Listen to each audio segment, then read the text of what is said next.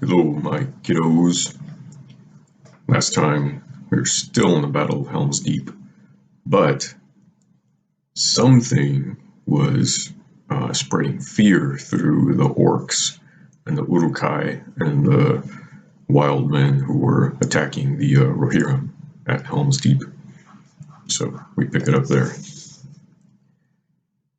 All that heard the sound trembled. Many of the orcs cast themselves on their faces and covered their ears with their claws. Back from the deep the echoes came, blast upon blast, as if on every cliff and hill a mighty herald stood. But on the walls men looked up, listening with wonders, for the echoes did not die. Ever the horn blasts wound on among the hills, nearer now and louder they answered one to another, blowing fierce and free. "Helm! Helm!" the riders shouted.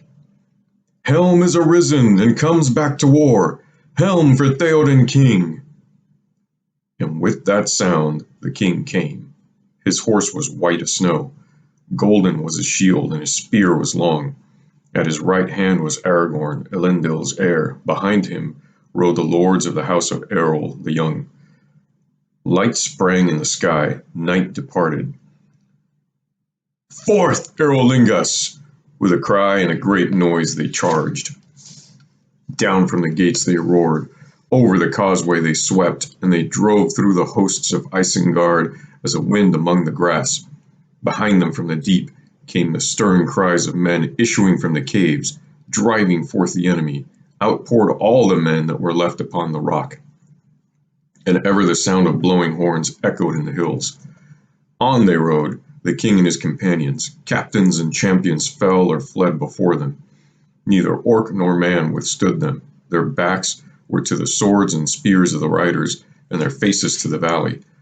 They cried and wailed, for fear and great wonder had come upon them with the rising of the day. So King Theoden rode from Helm's Gate and clove his path to the great dike. There the company halted. Light grew bright about them. Shafts of the sun flared above the eastern hills and glimmered on their spears. But they sat silent on their horses, and they gazed down upon the deeping Coombe. The land had changed. Where before the green dale had lain, its grassy slopes lapping ever-mounting hills, there now a forest loomed. Great trees, bare and silent, stood, rank on rank, with tangled bough and hoary head. Their twisted roots were buried in the long green grass. Darkness was under them. Between the dike and the eaves, that nameless wood, only 2 open furrows lay. There now cowered the proud hosts of Saruman, in terror of the king and in terror of the trees. They streamed down from Helm's Gate until all above the dike was empty of them, but below it they were packed like swarming flies. Vainly they crawled and clambered about the walls of the Coombe, seeking to escape. Upon the east, too sheer and stony was the valley side. Upon the left, from the west, their final doom approached. There suddenly upon a ridge appeared a rider, clad in white, shining in the rising sun. Over the low hills the horns were sounding. Behind him, hastening down the long slopes, were 1,000 men on foot. Their swords were in their hands. Amid them strode a man tall and strong. His shield was red. As he came to the valley's brink, he set to his lips a great black horn and blew a ringing blast.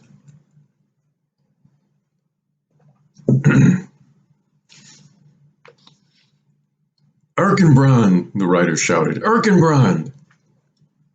"Behold the White Rider!" cried Aragorn. "Gandalf is come again." "Mithrandir! Mithrandir!" said Legolas. "This is wizardry indeed! Come! I would look on this forest, ere all the spell changes." The hosts of Isengard roared, swaying this way and that, turning from fear to fear. Again the horn sounded from the tower. Down through the breach of the dike charged the king's company. Down from the hills leaped Erkenbrand, Lord of Westfold. Down leaped Shadowfax, like a deer that runs sure-footed in the mountains. The White Rider was upon them, and the terror of his coming filled the enemy with madness. The wild men fell on their faces before him. The orcs reeled and screamed and cast aside both sword and spear. Like a black smoke driven by a mounting wind they fled. Wailing they passed under the waiting shadow of the trees, and from that shadow none ever came again. End of chapter 7. Now, chapter 8. The Road to Isengard.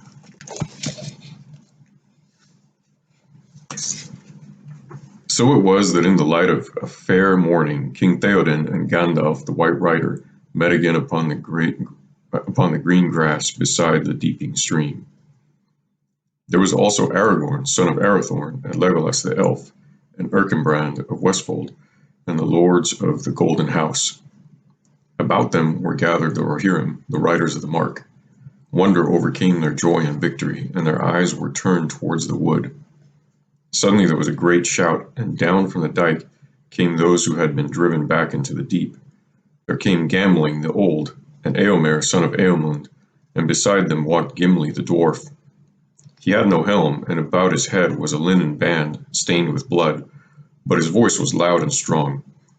42, Master Legolas, he cried. Alas, my axe is notched. The 42nd had an iron collar on his neck. How is it with you? You have passed my score by 1, answered Legolas, but I do not grudge you the same. So glad am I to see you on your legs. Welcome, Eomer's sister's son, said Theoden. Now that I see you safe, I am glad indeed. Hail, Lord of the Mark, said Eomer. The dark night has passed, and day has come again, but the day has brought strange tidings. He turned and gazed in wonder, first at the wood, and then at Gandalf.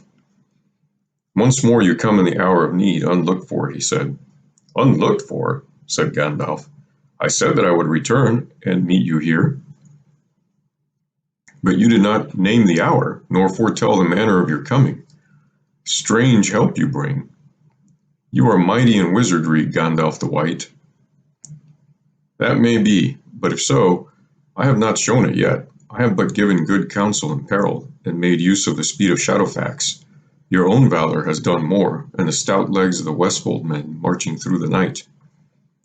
Then they all gazed at Gandalf, with still greater wonder. Some glanced darkly at the wood, and passed their hands over their brows, as if they thought their eyes saw otherwise than his. Gandalf laughed long and merrily. Ah, the trees, he said. Nay, I see the wood as plainly as do you. But that is no deed of mine. It is a thing beyond the counsel of the wise, better than my design, and better than my hope the event has proved.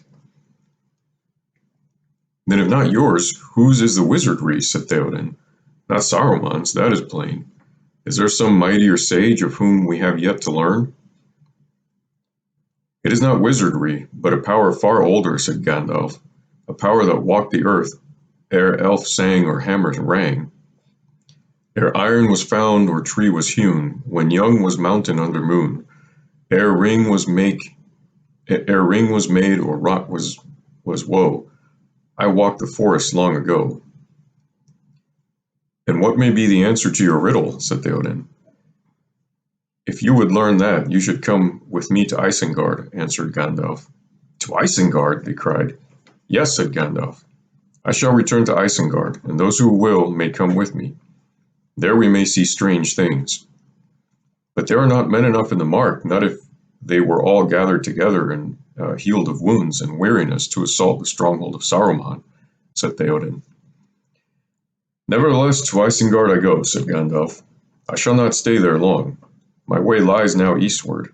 Look for me in Edoras, ere the waning of the moon. Nay, said Theoden. In the dark hour before dawn I doubt it, but we will not part now. I will come with you if that is your counsel. I wish to speak with Saruman as soon as may be now, said Gandalf.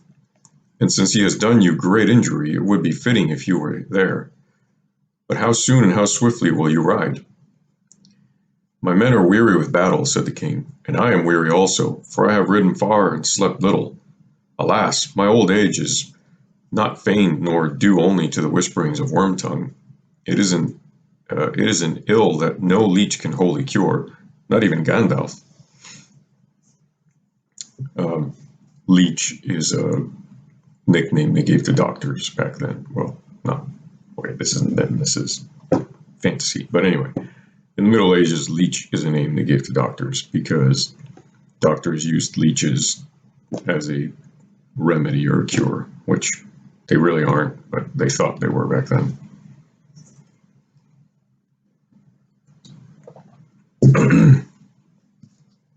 Okay. Then let all who are to ride with me rest now, said Gandalf. We will journey under the shadow of evening. It is as well, for it is my counsel that all our comings and goings should be as secret as may be henceforth. But do not command many men to go with you, Theoden. We go to a parley, not to a fight. The king then chose men that were unhurt and had swift horses, and he sent them forth with tidings of the victory into every battle of the Mark. And they bore his summons also, bidding all men, young and old, to come in haste to Edoras. There the Lord of the Mark would hold an assembly of all that could bear arms on the third day after the full moon. To ride with him to Isengard the king chose Eomer and 20 men of his household. With Gandalf would go Aragorn and Legolas and Gimli. In spite of his hurt, the dwarf would not stay behind. It was only a feeble blow, and the cap turned it, he said. It would take more than such an orc scratch to keep me back. It will tend while you rest, said Aragorn. I will tend it while you rest, said Aragorn. The king now returned to the Hornburg, and slept such a sleep of quiet as he had not known for many years. And the remainder of his chosen company rested also. But the others, all that were not hurt or wounded, began a great labor, for many had fallen in the battle, and lay dead upon the field or in the deep. No orcs remained alive, their bodies were uncounted. But a great many of the hillmen had given themselves up, and they were afraid, and cried for mercy. The men of the Mark took their weapons from them, and set them to work. Help now to repair the evil in which you have joined, said Erkenbrand, and afterwards you shall take an oath never again to pass the fords of Isen in arms, nor to march with the enemies of men. And then you shall go free back to your land, for you have been deluded by Saruman. Many of you have got death as the reward of your trust in him. But had you conquered, little better would your wages have been. The men of Dunland were amazed, for Saruman had told them that the men of Rohan were cruel and burned their captives alive. In the midst of the field before the Hornburg, 2 mounds were raised, and beneath them were laid all the riders of the Mark who fell in the defense. Those of the East Dales upon one side, and those of Westfold upon the other. But the men of Dunland were set apart in a mound below the dike. In a grave alone, under the shadow of Hornburg, lay Hama, captain of the king's guard. He fell before the gate. The orcs were piled in great heaps, away from the mounds of men, not far from the eaves of the forest, and the people were troubled in their minds, for the heaps of carrion were too great for burial or for burning.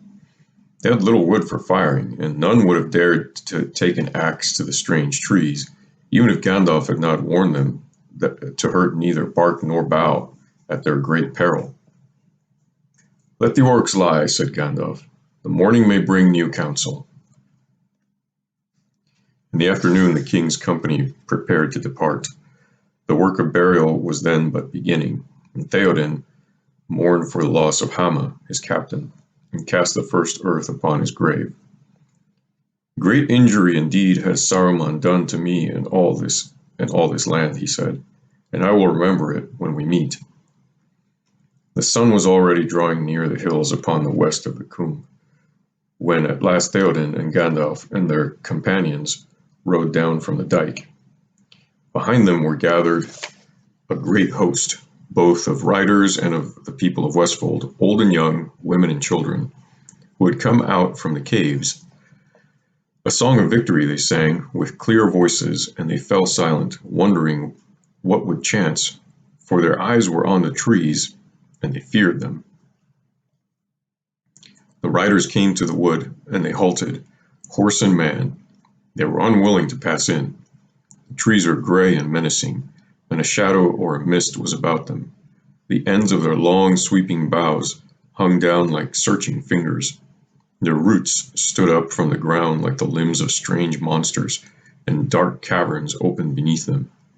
But Gandalf went forward, leading the company, and where the road from the Hornburg met the trees, they saw now an opening like an arched gate under the mighty boughs. And through it Gandalf passed, and they followed him. Then to their amazement they found that the road ran on, and the deeping stream beside it, and the sky was open above and full of golden light, but on either side the great aisles of the wood were already wrapped in dusk, stretching away into impenetrable shadows. And there they heard the creaking and groaning of boughs, and far cries, and a rumor of wordless voices murmuring angrily. No orc or other living creature could be seen. Legolas and Gimli were now riding together upon one horse, and they kept close beside Gandalf, for Gimli was afraid of the wood. "It is hot in here," said Legolas to Gandalf.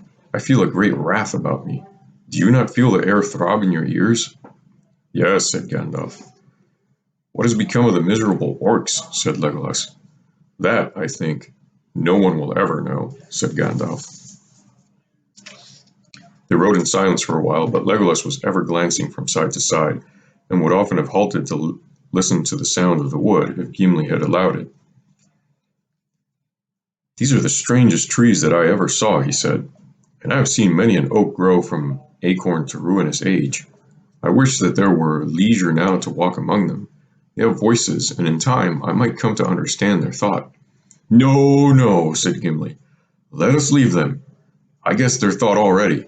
Hatred of all that go on two legs, and their speech is of crushing and strangling." "Not of all that go on two legs," said Legolas. "There I think you are wrong. It is orcs that they hate, for they do not belong here and know little of elves and men. Far away are the valleys where they sprang. From the deep dales of Fangorn, Gimli. That is whence they come, I guess." "Then that is the most perilous wood in Middle-earth," said Gimli. "I should be grateful for the part that they have played, but I do not love them. You may think them wonderful, but I have seen a greater wonder in this land, more beautiful than any grove or glade that ever grew. My heart is still full of it. Strange are the ways of men, Legolas. Here they have one of the marvels of the northern world, and what do they say of it? Caves, they say. Caves. Holes to fly to in time of war, to store food, to store fodder in. My good Legolas, do you know that the caves of Helm's Deep are vast and beautiful? There would be an endless pilgrimage of dwarves merely to gaze at them, if such things were known to be. Aye, indeed, they would pay pure gold for a brief glance." "And I would give gold to be excused," said Legolas, "and double to be let out if I strayed in."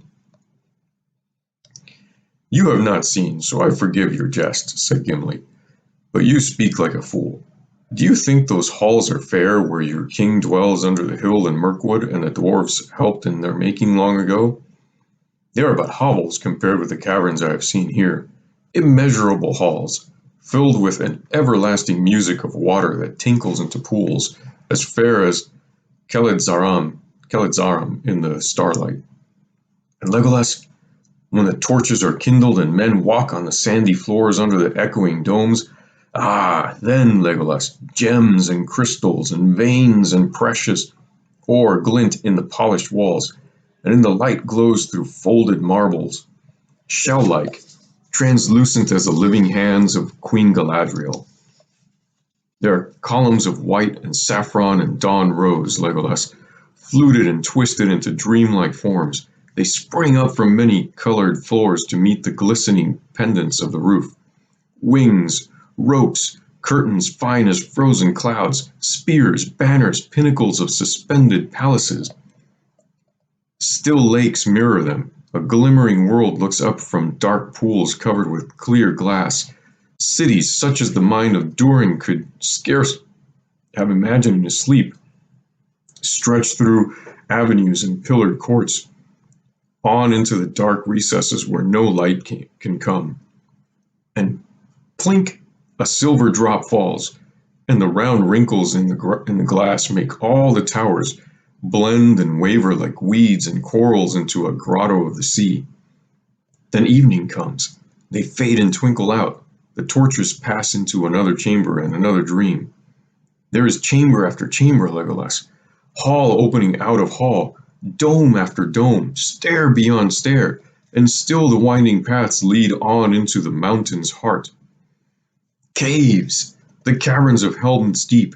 Happy was the chance that drove me there. It makes me weep to leave them. Then I will wish you this fortune for your comfort, Gimli, said the elf, that you may come safe from war and return to see them again. But do not tell all your kindred. There seems little left for them to do, from your account. Maybe the men of this land are wise to say little. One family of busy dwarves with hammers and chisels might mar more than they made. No, you do not understand, said Gimli. No dwarf could be unmoved by such loveliness. None of Durin's race would mine those caves for stones or ore, not if diamonds and gold could be got there. Do you cut down groves of blossoming trees in the springtime for firewood? We would tend these glades of flowering stone, not quarry them. With cautious skill, tap by tap, a small chip of rock and no more perhaps, in a whole anxious day, so we could work, and as the years went by we should open up new ways and display far chambers that are still dark, glimpsed only by a void beyond fissures of the rock. And lights, Legolas! We should make lights, such lamps as one shown in Khazad-dûm. And when we wished, we would drive away the night that has lain there since the hills were made, and when we desired rest, we would let the night return. You move me, Gimli, said Legolas. I have never heard you speak like this before. Almost you make me regret that I have not seen the caves. Come, let us make this bargain. If we both return safe out of the perils that await us, we will journey for a while together. You shall visit Fangorn with me, and then I will come with you to see Helm's Deep. That would not be the way of return that I should choose, said Gimli. But I will endure Fangorn, if I have your promise to come back to the caves and share their wonder with me. You have my promise, said Legolas. But alas, we must leave behind both cave and wood for a while. See, we are coming to the end of the trees. How far is it to Isengard, Gandalf? About 15 leagues as the crows of Saruman make it, said Gandalf. 5 from the north of Deeping Combe to the fords, and 10 from there to the gates of Isengard. But we shall not ride all the way this night. And when we come there, what shall we see? Asked Gimli. You may know, but I cannot guess. I do not know myself for certain, answered the wizard. I was there at nightfall yesterday, but much may have happened since. Yet I think that you will not say that the journey was in vain. Not through the glittering caves of, not though the glittering caves of Aglarond be left behind. And that's where we stop tonight, kiddos. I love you always and forever, no matter what.